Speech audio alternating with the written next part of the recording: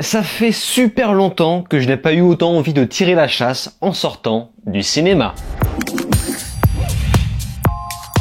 Salut à tous, c'est Vin sur Plotime et on se retrouve aujourd'hui pour parler du film Borderlands, pour ne pas dire Borderlands. Et je crois que ça n'aura jamais aussi bien porté ce nom. Il s'agit d'un film américain de science-fiction coécrit et réalisé par Eli Roth, que j'aime bien dire Eli Roth, parce que j'ai eu des remontées gastriques de ce réal pendant le visionnage.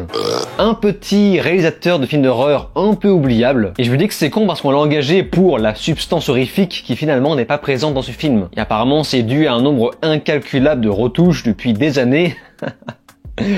Et mon dieu, ce que ça se voit. Vous savez que la prochaine saison des Anneaux de Pouvoir a elle aussi eu le droit à des retouches. Et c'est bizarre parce que tous les projets qui en sont victimes sont rarement bons. Bref, pas sûr qu'on avait besoin d'un autre genre de réal pour ce type d'adaptation objectivement inutile, quand on garde en tête que le seul intérêt de la franchise Borderlands était bien sûr son gameplay. Je suis peut-être le seul, mais je n'ai jamais été captivé par le scénario de Borderlands, si ce n'est, bien sûr, comme tout le monde, son univers cartoonesque à la Mad Max, et sa diversité de personnages à l'humour noir. Humour noir qui ne sera d'ailleurs pas présent dans ce film pour le proposer à un plus large public. Putain, c'est ouf, on ne part que sur des mauvais points. Je me demande bien à quoi ça va ressembler. Rappelons qu'on entend parler de ce projet de film depuis 2015, donc il fallait bien qu'il nous le pondent un jour ou l'autre. Certains estiment que le film met en avant des personnages un peu aléatoirement, comme Tiny Tina qui, dans mes souvenirs, était quand même très secondaire, en plus d'être insupportable, mais ça c'est autre chose. Bon, la réponse à cette problématique est évidente, hein. Ils avaient juste envie de nous proposer une affiche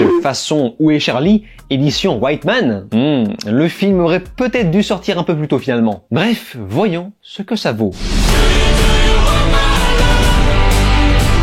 Lily, c'est une chasseuse de primes trop stylée et trop badass, avec un semblant de background qui intéressera que les fans les plus hardcore de la franchise. Sa mission sera de mettre la main sur la fille de méchant mâle blanc, qui ne sera d'ailleurs pas très difficile à repérer, car il n'y en a de toute façon quasiment pas sur le devant de la scène. Pour aller au bout de sa mission, elle devra s'entourer de personnages tous plus insupportables les uns que les autres, dont Claptrap, la mascotte du film, qui n'aura décidément jamais réussi à me faire décrocher le moindre sourire. Et ils sont tous réunis, ils sont tous là pour affronter l'hostilité de cet univers. Lorsque j'arrive dans la salle, j'ai la très bonne surprise de voir qu'il n'y a personne. Et oui, ça c'est très bon signe. Déjà parce que je peux me poser où je veux, mais aussi parce que c'est significatif du reste de ce que va devenir le film. La séance commence et je constate que ça ressemble quand même beaucoup à l'univers du jeu. Mais est-ce que ça fait un bon film pour autant? C'est ça la vraie question. Et pour vous donner une première image, rappelez-vous du film Suicide Squad, la première version. Si vous n'avez pas aimé cette version, vous risquez d'avoir un tout petit peu de mal avec ce nouveau film. Au bout de 20 minutes, j'avais l'étrange impression que la sauce ne prenait pas vraiment. Et autre constat, au bout de ces 20 fameuses premières minutes, en plus de la sauce, les vannes non plus ne prennent pas. Mais vraiment aucune. Je suis peut-être paumé public, on ne sait pas, mais j'ai le souvenir que Deadpool 3 avait quand même réussi à me faire rire, tout en admettant le fait qu'il en faisait parfois des tonnes. Imaginez un petit peu un pote avec vous qui cherche tout le temps à être drôle pendant 1h30, qui en font 2, parce que oui, j'ai eu l'impression que le film faisait 2 heures. Eh bien c'est ça, l'intention et l'énergie sont là, mais le film n'est pas drôle. D'autant plus quand on sait qu'ils ont retiré toute la substance de l'humour noir du jeu, comme je vous l'ai dit plus tôt. S'ensuit un rythme parfaitement décousu, à en devenir presque indigeste. Et arrivé à la moitié du film, le scénario va soudainement s'arrêter. Et les héros vont déambuler dans le noir, salle après salle, en butant des méchants, où le chef-op est parti pisser, et ce pour ressembler vaguement à un jeu vidéo. Sauf que là, ça ne ressemble même plus à Borderlands, ça ressemble à Laser Game.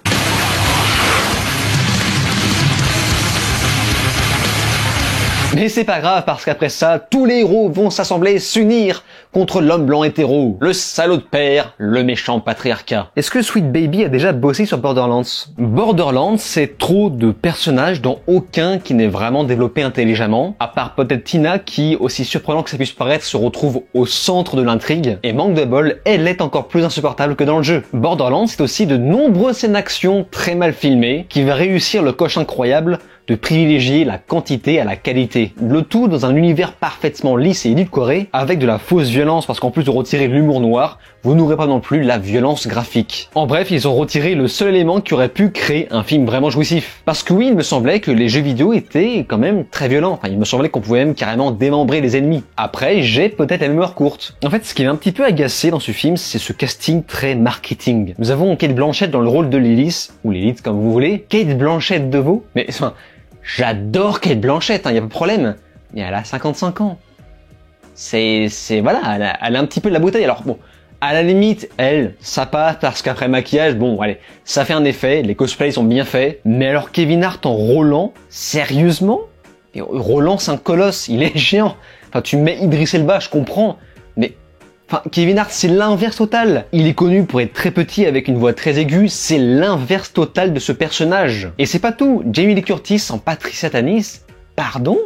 Qu'est-ce que c'est que ce choix? Enfin, bon, encore une fois, c'est un choix très marketing, tout comme celui de Jack Black pour la voix de Claptrap, qui aurait très bien pu marcher si les blagues allaient avec. Mais là, c'est vraiment un casting essentiellement féminin, on va se le dire, de femmes qui se font oublier avec le temps. Parce que la majorité base leur succès sur leur physique, on pensera à Margot Robbie qui verra sa carrière s'effondrer, une pensée à Sydney Sweeney qui dans 15 ans sera oubliée, et petite pensée à Cameron Diaz qui n'existe plus à Hollywood. Bon, c'est pareil aussi pour une partie des hommes, ne nous voilons pas la face. Mais la différence entre un Keanu Reeves qui a vu passer sa carrière entre Matrix et John Wick, et Carrie Ann Moss qui a fini dans les abysses de Silent Hill Révélation 3D, ou encore The Acolyte, pour un rôle tout pourri, je pense qu'il n'y a pas photo. Toutes ces anciennes stars sont condamnées à jouer dans des films comme Borderlands, et ça me rend presque triste. Autrement, on a une direction artistique très proche des jeux, je pense que c'était la grande promesse du film, promesse qui a été tenue, avec des effets spéciaux plus que corrects, pour ne pas dire parfaits sur certains points, on pensera à Claptrap, qui est vraiment réussi. Par contre, je constate qu'ils ont tellement mis le paquet sur les décors extérieurs, qu'ils en ont oublié les intérieurs. Intérieurs filmés dans des vieux souterrains tout pourris, tout serrés, tout petits, on n'y voit que dalle. Et en plus c'est long, on a des gros morceaux qui se déroulent là-dedans. Pareil, la séquence de station spatiale, ça se déroule dans un vieux couloir blanc tout moche. Donc franchement, les décors intérieurs sont à retravailler. Heureusement que voilà, le reste est soigné sur les extérieurs. Au passage, je précise aussi que j'ai complètement oublié qu'il y avait des musiques dans ce film. Bon, évidemment, à part les albums connus, comme dans tous les films de ce type. Mais pour le reste, j'ai presque eu l'impression d'écouter du bruit. C'était donc Borderlands, pour ne pas dire Borderlands, et j'avoue que j'ai passé un moment plutôt moyen. C'était long et particulièrement désagréable à regarder. C'est un navet qui se donne des airs de nanar, pour avoir l'air un peu stylé, vous savez, un petit peu style Robert Rodriguez. Sauf que ça demande de l'expérience. Ça tombe tout de suite à l'eau lorsqu'on sait que le film n'a absolument aucune saveur. Tout est parfaitement lisse et sans risque, on a presque envie de leur filer un coup de pelle dans la figure. Où sont passées les comédies sanguinaires et politiquement incorrectes? Vous savez, comme Tonnerre sur les tropiques, quel chef-d'œuvre! Parle à mon cul! Et dire que j'avais fait la fine bouche pour Furiosa, bon, finalement, j'ai fini par apprécier avec le temps, comme je l'expliquais dans ma vidéo critique, mais j'avoue que j'ai un petit peu oublié le goût du caca, voilà. Et je pense que ça peut être une bonne expérience d'enchaîner le film Borderlands avec le film Furiosa. Alors là, c'est vraiment...